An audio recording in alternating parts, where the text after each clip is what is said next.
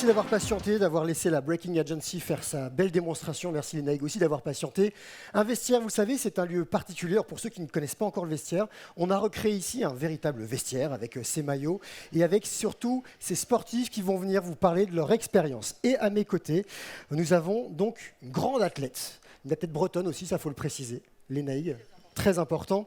Voilà, c'est une sportive de haut niveau, rugby woman de l'équipe de France à 7 et à 15, retraitée des pelouses il n'y a pas si longtemps que ça. 3 semaines, un mois. 3 semaines. Son parcours n'a été ni facile ni lisse et il lui a permis de devenir une battante. Ça lui a appris à affirmer, à s'affirmer, à s'affranchir des clichés et à afficher haut et fort ses convictions, son engagement pour le sport féminin et pour l'environnement. Vous pouvez applaudir Lénaïque Corson. Applaudissez-la.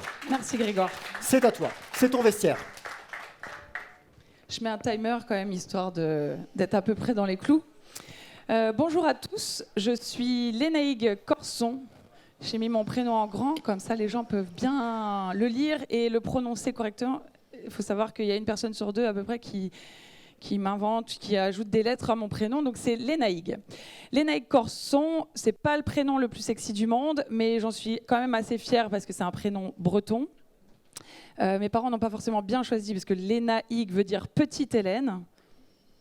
J'étais un peu plus grande que la normale, mais ce qui m'a aidée à être sportive de haut niveau et forcément être grande, c'est quand même un atout. Je suis joueuse internationale de rugby. J'ai joué pendant 10 ans en équipe de France. J'ai remporté la médaille de bronze avec le 15 de France à la Coupe du Monde 2017 en Irlande.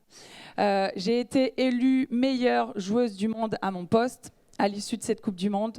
Meilleure joueuse internationale française en 2017, j'ai joué chez les Barbarians britanniques.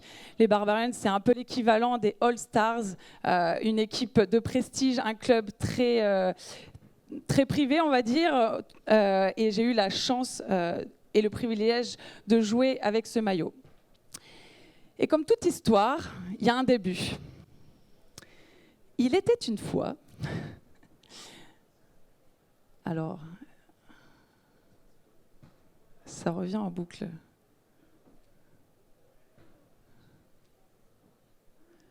Je souhaiterais aller sur la 3e diapo, si vous m'entendez en régie. Oui, voilà. Il était une fois Lénaïque, petite bretonne, à l'âge de, on va dire, au primaire. Grosse difficulté à l'école, grosse perte de confiance en moi. On m'appelait la Madeleine. La Madeleine, pourquoi la Madeleine? Parce que, en fait, à chaque fois que je me retrouvais devant une difficulté, je m'effondrais, je pleurais. Et là, il n'y avait plus rien de moi. Et donc, moquerie, la maîtresse qui m'ignore, on me disait « Oh, mais madame, Lénaïque, elle pleure au fond de la classe. » Oui, bon, on va la laisser pleurer encore un peu. Donc, l'école, ça a été plutôt un traumatisme, pas forcément quelque chose de très sympa.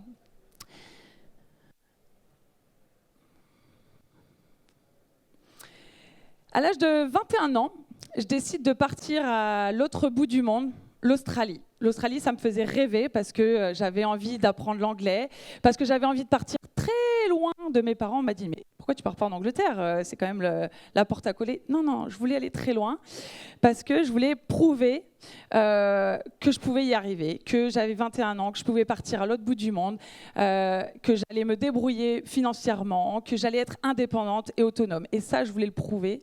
Alors que dans ma famille, on me disait « Mais attends, tu vas pas partir à l'autre bout du monde quand même, mais comment tu vas faire ?»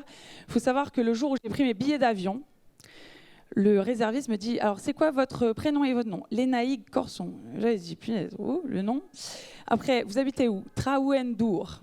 Et d'accord, et où ça? Au Vieux Marché.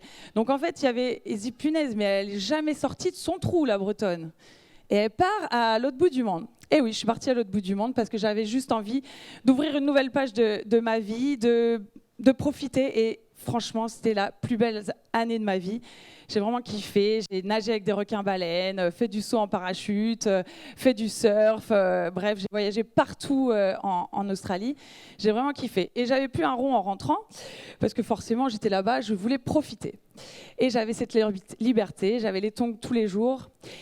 Et puis on est 1 an plus tard, je reviens en France, il faut rentrer dans une case. Mon père me dit, il faut que tu fasses des études. Bon, ça serait bien que tu ailles dans la logistique, parce que la logistique, on recherche des postes, c'est un métier d'avenir.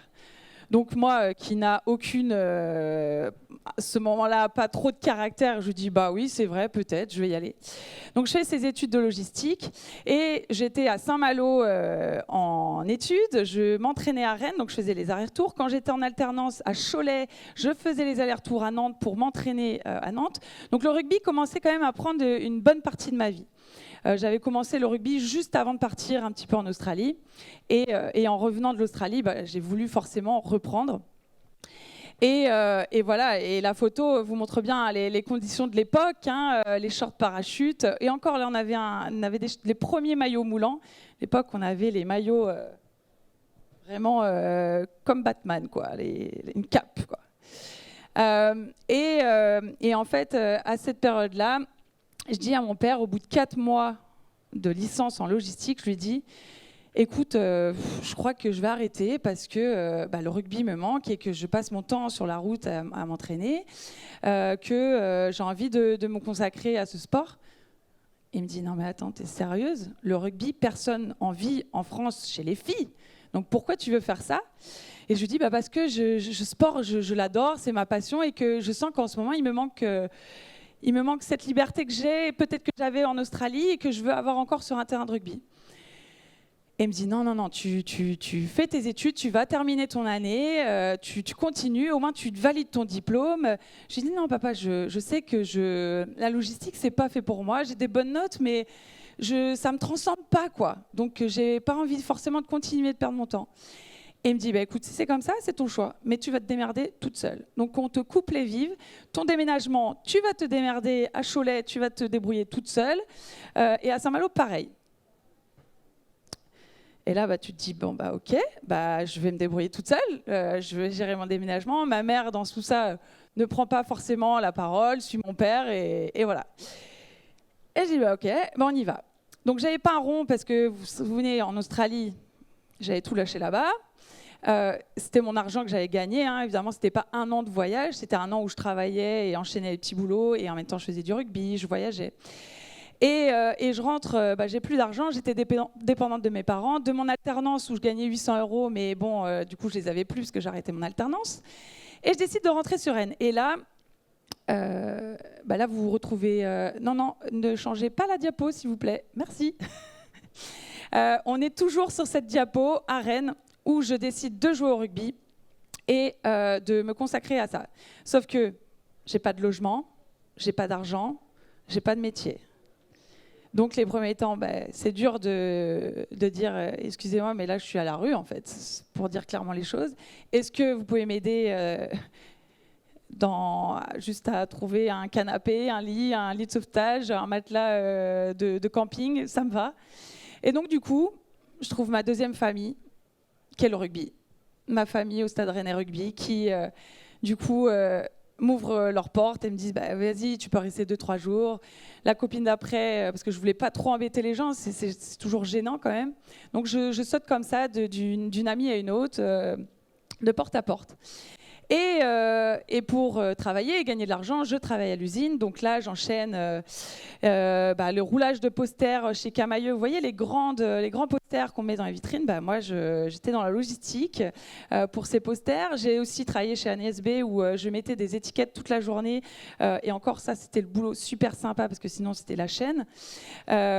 J'ai travaillé aussi dans l'agroalimentaire. Et ça, je peux vous dire, quand vous faites 1m86 et que tu tries les tomates comme ça, toute la journée pendant 10 heures, c'était pas forcément adapté. Mais bon, ma taille était adaptée pour faire du sport, ça je le savais, donc j'avais envie de continuer de faire ça. Et il y a quand même un moment où je me dis, putain, mais qu'est-ce que je fais là, quoi? Qu'est-ce que je fais là? Je suis dans ma voiture, je mange mon taboulet. Mon taboulet, vous voyez le taboulet dans la grande surface qui a aucun goût, qui est vraiment pas bon. Donc je mange mon taboulet, je suis dans ma voiture, et là je m'effondre en pleurs. Et là, je me dis, qu'est-ce que je fais là? Et finalement, je me rappelle que je suis là parce que j'aime le rugby, parce que je veux faire ça, et que pour l'instant, on ne gagne pas notre vie, on ne gagne pas 1 euro, pas 1 euro, pas 1 euro. Mais j'adore ce sport et il me transcende. Je me sens vivante, je me sens puissante, je me sens entourée par une deuxième famille qui est le rugby, qui me permet justement de monter les étapes et qui est là pour moi à ce moment pas facile quand même d'une vie. 10 mois plus tard, je connais ma première sélection en équipe de France. Et là, c'est magique.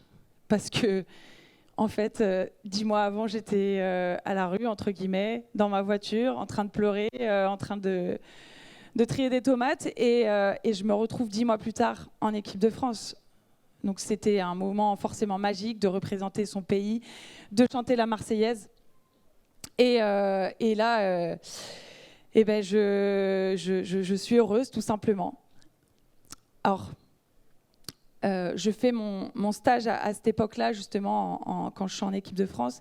Je fais mon stage au comité de rugby. Et mon but est de livrer un événement. Et à ce même moment, l'équipe de France m'appelle pour jouer la tournée d'été à Los Angeles. Quand même hyper stylé, Los Angeles, quoi. Eh ben non. Je fais mon stage dans un milieu du rugby, mais on me refuse d'aller à Los Angeles. Parce qu'on a besoin de moi pour livrer l'événement et que vous comprenez, je suis directeur général en stage, donc il faut absolument que les Nike Corsons soient là, quoi. Donc on me refuse. Et on me dit, le rugby féminin ne mettra jamais ton steak dans ton assiette. Et ça, c'est une phrase qui est restée mais ancrée dans ma tête. Alors forcément, je pleure. Hein. C'est des moments quand même qui ne sont pas faciles parce qu'on fait tout pour vous déstabiliser. Moi, j'avais ce rêve de porter le maillot bleu pour la tournée à Los Angeles et on me dit non.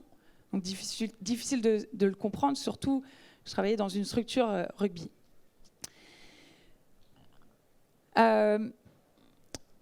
Et justement, quand on me dit le rugby féminin ne te mettra jamais le steak dans ton assiette, 2 ans après, je deviens la première joueuse pro avec 15 autres filles en France. Les premières joueuses pro, 2 ans après. 2 ans après avoir entendu ce qu'on m'a dit. Et là, c'est énorme, parce qu'on se dit qu'on touche un rêve, que les journées, quand j'étais en master, on ne m'a jamais facilité les choses. C'est-à-dire que je partais en sélection, je disais à mon prof, est-ce que vous pouvez me donner les cours parce que je ne serai pas là, je pars 4 semaines pendant le tournoi destination. Ah ben non, tu te débrouilles, tu vas voir avec tes camarades. Aucun traitement de faveur si tu es en équipe de France ou non. Donc ça forge. Ça forge énormément. Parce que mon master, je l'ai eu et que je me suis débrouillée pour avoir tous mes cours et l'avoir avec mention. Et j'en perds le fil de mon mémo. Donc je deviens joueuse pro. En même temps, juste avant, j'ai mon master que je valide. J'ai la chance de m'entraîner tous les jours et justement d'avoir des facilités en étant joueuse pro, c'est-à-dire on a quand même des temps d'entraînement, des temps de récupération, on nous fait à manger, on est focus 100% pour faire du rugby, mais c'est le rêve. Alors que juste avant, j'étais étudiante, je mangeais mon casse-dalle en cours parce que je m'entraînais entre midi et 2.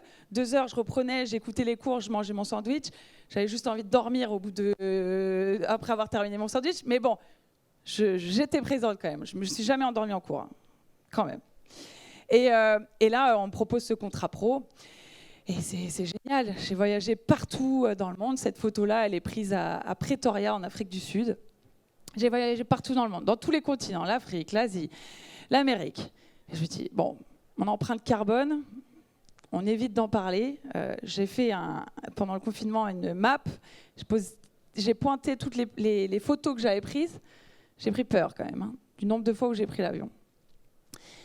Mais d'un côté, je touche mon rêve, je suis pro, je joue pour l'équipe de France, je m'entraîne, je prépare les Jeux Olympiques, je prépare des Coupes du Monde, c'est le feu de Dieu, quoi. Et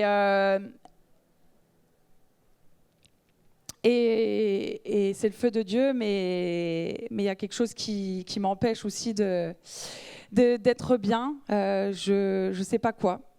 Je fais 2 burn-out. J'enchaîne 8 blessures sur une seule et même saison. Donc, c'est-à-dire 8 blessures, c'est vous revenez, vous entraînez, vous repétez, vous repartez 2 semaines, sur un terrain, vous repétez, vous repartez pour 3 mois de rééducation, vous repétez. C'est ça, hein, c'est l'enchaînement. Mais jamais, jamais, jamais je lâche parce que je sais ce que je veux faire, je sais que je veux encore atteindre des objectifs sportifs. Je vais dans le bureau du docteur. Donc là, on est en 2019. On est en 2019, je vais dans le bureau du docteur et je lui dis « Bon, écoute, je ne vais pas super bien, je ne sais pas trop ce qui se passe. » Et là, il me donne une feuille. Et du coup, sur la feuille, c'était « Bon, comment est votre sommeil? Est-ce que vous avez de l'appétit? Est-ce que vous avez de l'énergie pour faire ça ?» Je réponds non à toutes les questions. On est à 30 questions. Sur 30 questions, il y a 27 critères où ça ne va pas du tout, quoi.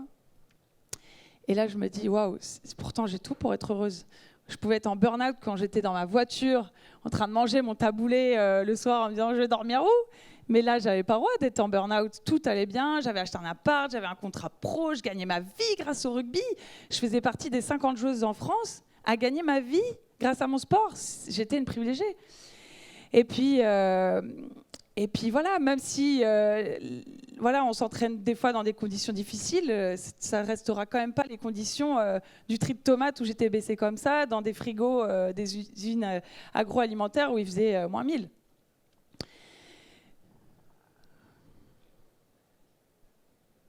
Alors, je joue pas à la PlayStation, mais voilà, c'est bon, c'est passé. On est en 2020. 2020, confinement pour tous. On se retrouve à la maison.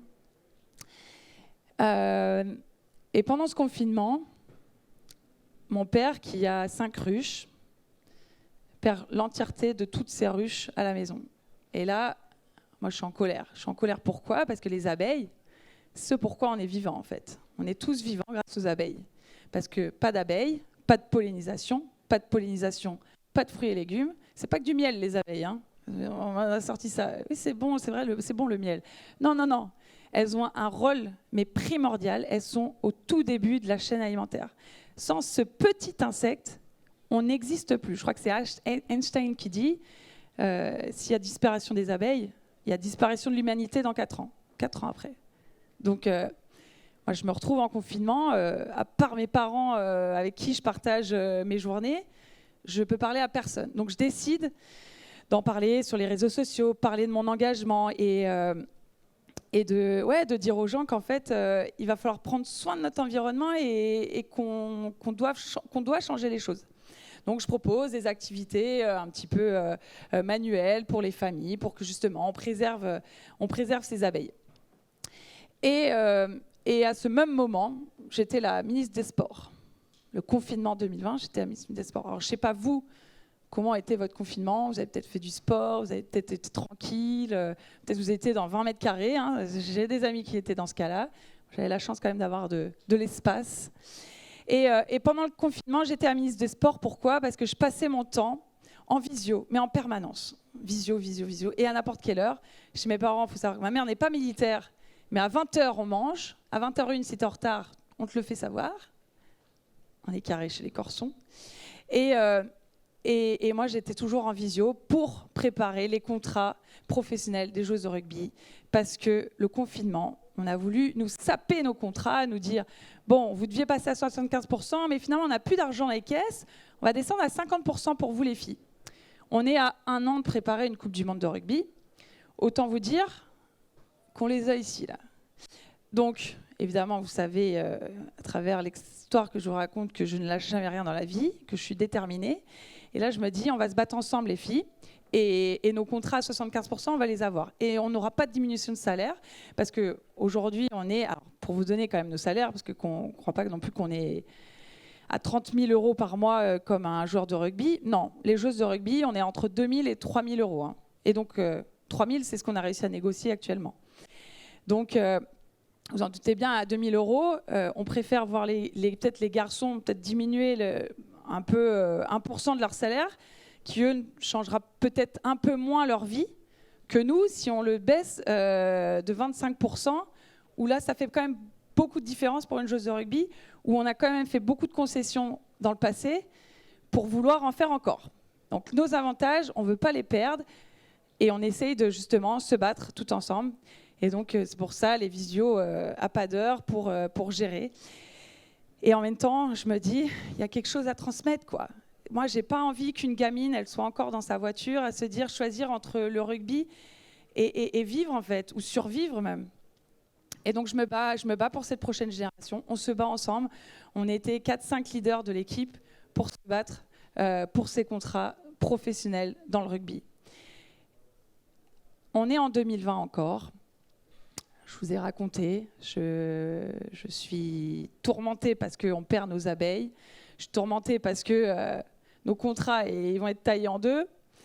Et là, je me dis, bon, Léna, tu devais bosser au Stade français Paris. Alors, il y a un magnifique maillot rose qui est juste le jeune homme en marron, un peu tigré.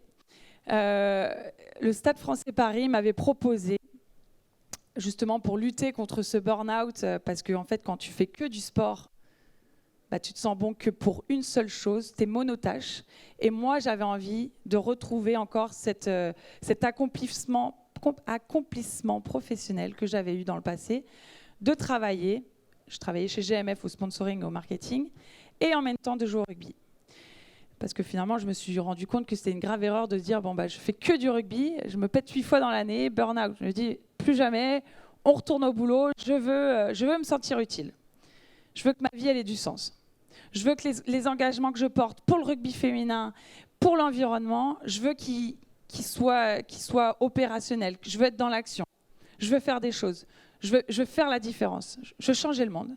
Mon mindset, c'est ça. Je veux changer le monde. Et donc là, je rappelle Thomas Lombard, DG du Stade français Paris. Et je lui dis, bon, écoute, Thomas, tu sais, je devais venir en mars au Stade français, je devais travailler à la com. Est-ce que ça peut être toujours le cas? Parce que bon, on est quand même dans un... Enfin, il y a les stades, enfin les clubs ne jouent plus, hein, le confinement. Il n'y a plus d'entrée d'argent, plus de billetterie, plus d'hospitalité, il n'y a plus rien. Donc les caisses sont à zéro, mais bon, je demande à travailler à 25% du temps, je ne paie pas le budget du club, donc j'y vais. Et je lui dis ça. Est-ce que tu veux encore de moi, même dans ce contexte de crise, de Covid? Et il me dit, bah, écoute, oui, je pense que tu peux faire de belles choses au club. Je te dis oui. Je lui dis, ok Thomas, mais alors je ne veux plus travailler à la com. Je ne veux plus travailler à la com, je veux travailler à la RSE. Je veux changer les choses pour le rugby féminin. Je veux changer les choses pour l'environnement, pour l'inclusion. Et il me dit, bah, écoute, ça tombe très bien. Parce qu'on est en train de changer notre politique et on est en train d'établir une stratégie RSE et on veut aller dans ce pourquoi tu crois. Et en fait, bah, je crée mon poste comme ça. Je mets fin à 75 000 bouteilles en plastique au Stade français Paris. Et ça, c'est pas rien. Ça, c'est pas rien du tout. 75 000 bouteilles en plastique par an. Les joueurs, il faut savoir qu'à l'époque Covid, on boit. Et puis, on ne sait plus après à qui est la bouteille plastique. Bon, allez, on jette par terre. On laisse. Les intendants ramassent, mettent tout ça à la poubelle. Moi, j'ouvre la poubelle et là, je prends peur. Il y a la moitié de la poubelle, c'est que des bouteilles quasi pleines, que du plastique, évidemment. Vous en doutez bien, avec mon engagement environnemental, qui ne date pas d'hier. Je dis non, c'est pas possible, bon, il faut qu'on change. Non, mais écoute, Léna. Donc ça, c'est un peu tout le monde au club, je ne vais pas citer qui. Léna, écoute, on a un partenariat avec une grande marque de bouteilles. Hein, on va finir les stocks et puis on verra après. Hein, ne m'embête pas avec ton histoire de fontaine à eau. Non. Léna, attends, l'eau de Paris, mais c'est vraiment pas bon. Hein, je ne suis pas sûre que ça soit bon pour les sportifs. Ok. Pour les restes des habitants, des Parisiens, oui, mais pas pour les sportifs. Ok. Les joueurs qui me disent « Ah non, mais attends, Léna, moi, j'ai juste à ouvrir un frigo, prendre la bouteille dans le vestiaire. Attends, tu vas me faire quoi là? Non, je change pas trop mes habitudes. » Donc je vous dis, c'était pas gagné les 75 000 bouteilles, de les éliminer du club. Mais ce que j'ai fait, c'est que j'en ai parlé le plus souvent possible, au plus de personnes possible. Et puis, à force de m'entendre, de m'appeler Madame Gourde et Madame Poubelle, mais de voir que la nana, elle lâchait toujours pas, ils se sont dit, punaise, Bon, c'est vrai que quand même, le monde change, la RSE, machin, il faudrait quand même qu'on y aille. Bon, ok, on va mettre un peu de budget. Et puis en plus de ça, le service commercial a trouvé un partenariat avec cette marque. En plus, ils portent du rose, c'est génial. Et voilà. Et elle est là, la success story. Et là, la success story, c'est que j'ai pas lâché. J'ai pas lâché et j'ai continué d'y croire. J'ai continué d'en parler autour de moi. Et aujourd'hui, eh ben, ils sont tous très fiers. Et je suis invitée sur des conférences quand je suis au Stade Français à en parler, comme quoi c'est magnifique ce qu'on a réussi à faire.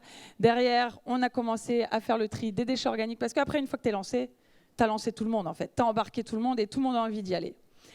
On a commencé à être le premier club aussi à faire le tri des déchets organiques. Et ça, c'était pas une mince souci à faire. Aujourd'hui, le tri n'est pas parfait, mais il y a déjà une case tri des déchets classiques, DIB, les tris de déchets recyclables, souvent assimilés aux poubelles jaunes, et de l'autre côté, encore une case déchets organiques. Et ça fait la diff, et ça montre qu'on veut impulser les choses, parce qu'on réagit à la loi AGEC, enfin on ne réagit pas même, on anticipe la loi AGEC anti-gaspillage et économie circulaire, qui justement dit qu'à la fin de l'année 2023, on va tous être obligés, même dans les entreprises, de trier nos déchets organiques. Et donc là, on était en avance, on est en 2021, donc on était en avance sur la loi. Bon, mon club descend, donc je joue au Stade Français, je travaille au Stade Français, j'ai quand même mon appart à Paris, mon copain, enfin tout va bien, tu vois. Et là, je dis, ouais, mais l'Angleterre m'appelle. L'Angleterre m'appelle, Londres vous appelle. Et là, je décide de faire le point avec le Stade Français, de me dire est-ce que c'est bon, est-ce que je reste, est-ce que mon poste peut continuer à 100%. Il ne le peut pas. Bon, ben écoute, si je ne peux pas continuer à 100%, parce que là je décide d'arrêter ma carrière, à ce moment-là je décide d'arrêter ma carrière en équipe de France, on est en 2022, et je me dis, ben, là je suis libre pour aller à l'étranger, donc je pars à l'étranger. L'Angleterre pour moi et pour tous, c'est le meilleur championnat au monde, c'est les meilleures joueuses, c'est les meilleures conditions. C'est un pays où on nous écoute en tant que femmes, où on fait des choses et on investit pour le sport féminin. Et moi, je suis en France en train de batailler dans les instances, auprès des clubs, pour qu'il y ait plus d'investissement, pour qu'on ait les mêmes, par exemple, les mêmes maillots que les garçons durant l'année. Parce que nous, on récupérait les maillots des garçons de l'année d'avant. Donc voilà. C'était ça, par exemple. On n'avait pas d'argent, on avait des entraîneurs qui étaient profs de sport à côté, donc qui ne pouvaient pas s'engager entièrement dans le sport. Donc tu leur demandais des retours vidéo. Ah bah mince, on a oublié d'enregistrer le match ce week-end.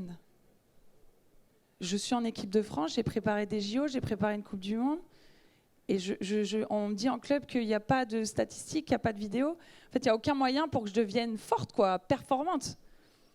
Ben non, en fait, moi, ça ne me va pas. Et c'est pour ça que je décide de partir en Angleterre. Nouvelle vie. Je quitte mon copain. Je me dis, bon, allez, dans 1 ou 2 ans, je reviens.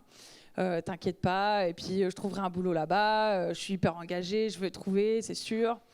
Et puis, je pars. J'ai un contrat. Donc, mon premier contrat, je gagne 1000 balles par mois. Je suis trop contente parce que ça n'existe pas dans les clubs en France. Donc, moi, 1000 balles, je suis trop heureuse. J'y vais. On me paye aussi le loyer. Enfin, bref. Les conditions de rêve. Je pars et donc là c'est génial, les filles elles savent qui je suis, oh t'as joué en équipe de France machin, trop bien, tu veux nous apporter tellement à notre équipe. Et là je me dis waouh, t'arrives dans une position quand même, voilà, t'es flattée, t'es contente, tout le monde veut bien t'intégrer, donc tu parles bien anglais parce que tu commences à mieux parler anglais parce que tout le monde veut te parler. Ça dure 6 semaines. Ça dure 6 semaines. 6 semaines de bonheur. Et au bout de 6 semaines, tout s'effondre. Mon club fait faillite. Et là, j'ai plus rien. J'ai pas de famille. J'ai pas d'amis. J'ai un logement qu'il va falloir que je paye. Ça coûte 800 pounds. Ah, et j'ai plus rien. Et puis pas de chômage, évidemment. Sinon, ce serait pas drôle. Et là, on nous fait quand même poireauter. Donc ça dure 1 mois où on est bien. Et les 2 premières semaines de septembre 2022, de octobre 2022, on nous dit oui, mais vous inquiétez pas, le club va survivre, on va tout faire pour que ça marche. Donc là, moi, je crois, tu vois, merde, je suis en Angleterre, j'ai personne à qui parler, je me dis que ça va passer. Et en fait, tout le monde tourne autour du pot, et ça, c'est un truc que je peux pas, quoi. Et je dis, bon, je demande à parler au DG, et je lui dis, bon, écoute, tu vas aller straight to the point, droit au but, tu vas me dire, je pars ou je reste. Et il me dit, écoute, tu as une belle carrière derrière toi. Bon, ok. J'ai dit, écoute, j'ai compris. Là, je crois que c'est plus le moment de rester et que c'est fini et que c'est le moment de partir, quoi. Mais donc du coup, à ce moment-là, la presse en parle un peu, enfin tout le monde en parle. L'équipe qui m'appelle jamais pour parler des résultats de l'équipe de France, là, me dit « Oh, qu'est-ce qui se passe ?» Donc ils n'arrêtent pas de m'appeler. Qu'est-ce qui se passe ? Bah oui, parce que ça reste le feuilleton, tu vois. Un club qui fait faillite, il y a tellement à raconter. Là, c'était le petit coup de gueule pour la presse. Mais bon, je les aime bien quand même. Et bon, ça commence à avancer. On voit de plus en plus de femmes sportives aux unes du journal. Donc, on les encourage à faire encore mieux. Et donc, la faillite de mon club, qui s'appelle les Wasps. Et je me retrouve sans club. Et là, en France, ils en entendent tous parler. Donc, ils me disent « Oh, Lénaïg, si tu veux venir jouer dans tel club, nous, on est prêts à t'accueillir. » En plus, je savais que c'était des clubs qui avaient un petit peu de moyens. Il y en a certains qui avaient des moyens. Et qui étaient avec beaucoup d'international. Je me dis, bah ouais, mais en fait, c'est super, tu me proposes une vie peut-être plus confortable. Mais moi, j'ai fait le choix de partir en Angleterre et je ne sortirai pas de ce choix. Je sais que ça va être galère, que là, le salary cap est déjà atteint, c'est-à-dire il y a un budget global pour l'année et il ne doit pas être dépassé. Et sauf que j'arrive, depuis un mois et demi, la saison a commencé, donc je vais me rajouter un budget qui est déjà très limité. Et je dis, non, tu as fait le choix de partir en Angleterre, tu veux voir ce qu'est le plus grand championnat au monde de rugby féminin, reste là-bas. Tu veux voir comment on investit dans le sport féminin, reste là-bas. Tu veux voir que justement, il y a des modèles de réussite et tu voudrais peut-être l'exporter en France, reste là-bas. Ça va être galère, reste là-bas. Je signe aux Harlequins, donc tout le monde me dit « Waouh, tu as signé dans un super club, les Harlequins !» Ouais, mais j'ai signé pour quoi ? J'ai signé pour juste qu'on me dédommage mon logement, en fait, qu'on me paye 800 pounds pour mon logement. Donc le reste, je dois me débrouiller, quoi. Je dois me débrouiller, je rentre en France, je fais des conférences par-ci, par-là. Et c'est ce qui fait que j'arrive à survivre dans mon championnat en Angleterre. Au bout de quelques mois, je suis obligée de changer de logement parce que j'arrive plus 800 pounds. J'aimerais bien quand même avoir un peu plus qui me reste sur mon compte en banque. Donc je reste dans une petite chambre de 15 mètres carrés, étudiante. Et là, je peux vous dire, vous avez 34 ans, c'est le retour à vos 20 ans et les mêmes conditions d'étudiante. Alors que j'avais mon jardin, mon appart à Paris, et j'ai dit, tant pis. Et voilà, et en fait, cette année, 2023, 3 juin exactement, je décide de mettre fin à ma carrière sportive, après avoir joué 10 ans en équipe de France, vécu de très très belles émotions, vécu dans un championnat anglais. Et aujourd'hui, on n'a plus le droit... pourtant, c'est bon. Aujourd'hui, je veux transmettre, en fait. Parce que mon histoire, elle a été dure. Elle n'a pas été facile. Il y a eu des moments où j'étais bien dans le down, mais il y a eu des beaux moments. Et il y a eu des moments aussi où je me suis dit, qui je suis ? Pourquoi je fais ça ? Est-ce que ça a du sens pour moi ? Qu'est-ce que je peux donner aux autres ? Qu'est-ce que je peux transmettre, au-delà des contrats qu'on a négociés avec notre syndicat ? Et aujourd'hui, j'ai envie de transmettre aux plus jeunes. Et c'est ce vers quoi j'ai envie de me tourner. Ça fait 3 semaines, 1 mois que j'ai terminé. Et je lance des programmes d'accompagnement pour les femmes et pour les filles qui n'ont pas confiance en elles et qui n'osent pas s'engager ou qui n'osent pas tout simplement, qui du coup, peut-être dans leur vie professionnelle ont peut-être moins d'ambition. Et j'ai envie que ce programme, justement, ça change leur vie, que ça révèle leurs compétences, leur caractère. Et je veux le faire comment ? Je veux le faire via le rugby. Je veux le faire via le sport parce que le sport, il m'a transformée, parce qu'il a transformé ma vie, parce que ce sport, il est magnifique. C'est un sport de famille, c'est un sport collectif, c'est un sport, il faut se battre, il faut s'engager. et j'ai envie de le faire vers ça. Et souvent, on me dit, oh, attends, mais Léna, mais moi j'ai 40 ans ou 50, je ne vais pas me mettre au rugby. Mais non, le rugby aujourd'hui, il est fait pour tous, il est adapté évidemment. Donc il y a du rugby à toucher, on ne plaque pas. Et ça permet de jouer et d'intégrer tout le monde et d'être inclusif. Là, c'est une belle image, on est toujours voilà, en Afrique du Sud, où on était dans un township et justement, on partage des moments avec des enfants qui n'ont strictement rien dans la vie.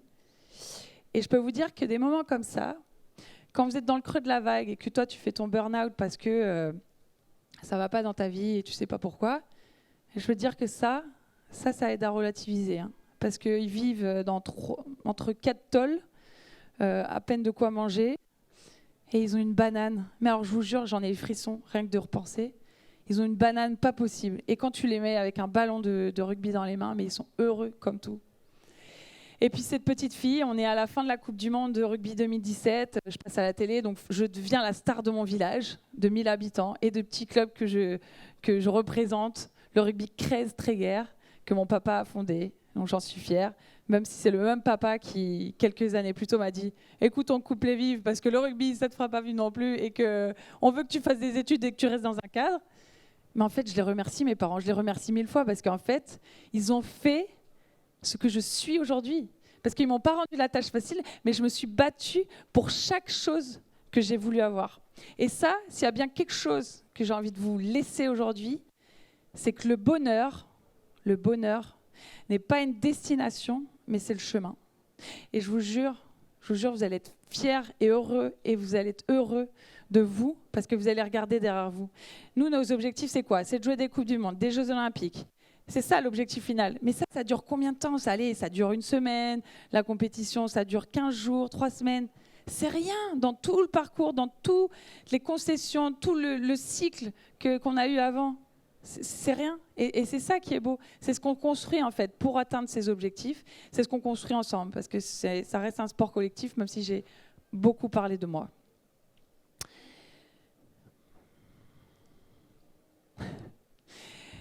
Voilà, alors je suis pro des photos du Photoshop, vous pouvez voir, je ne sais pas si vous êtes adepte des montages, mais voilà, c'est la suite de ma vie, après avoir été joueuse de rugby.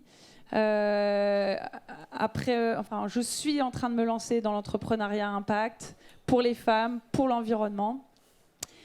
Et vous allez me retrouver. Alors j'espère que tous d'entre vous, là, je vous aurai quand même fait passer un bon moment.